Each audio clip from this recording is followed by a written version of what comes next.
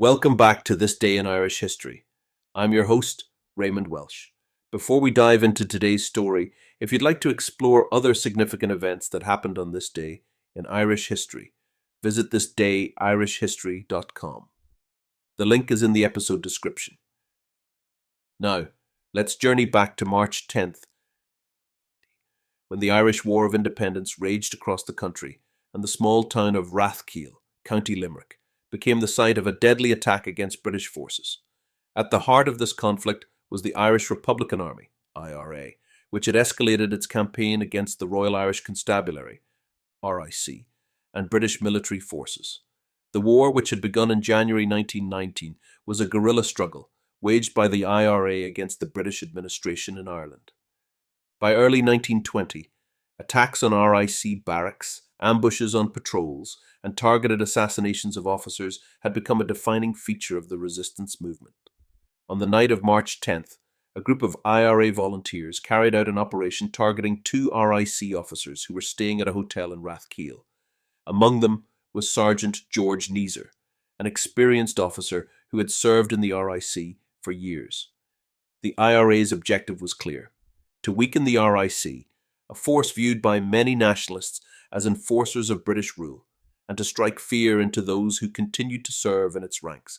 The attack was swift and brutal. The IRA ambushed the two officers inside the hotel, opening fire before they had a chance to react. Sergeant Neeser was fatally wounded in the attack, while the other officers sustained injuries but survived. The assailants quickly escaped into the night, blending back into the countryside, as was common in the guerrilla tactics employed by the IRA. The killing of Sergeant Neeser sent shockwaves through the local RIC ranks and further heightened tensions in County Limerick. Across Ireland, reprisals by Crown forces were becoming an increasingly brutal feature of the war. In response to attacks like the one in Rathkeale, the RIC, now bolstered by the notorious Black and Tans, an auxiliary division, often conducted raids, burned homes, and carried out extrajudicial killings of suspected IRA members and sympathizers. This cycle of violence only fueled the growing support for the Republican cause among the Irish population. The Rathkeale attack was not an isolated event, but part of a larger pattern of IRA operations aimed at dismantling British authority in Ireland. Throughout 1920, the intensity of the conflict escalated dramatically, with assassinations, ambushes, and full-scale engagements between the IRA and British forces occurring with increasing frequency.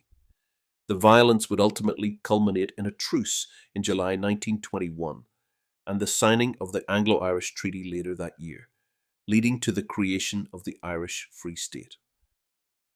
Looking back, the attack in Rathkeale stands as a stark reminder of the brutal and often personal nature of the War of Independence.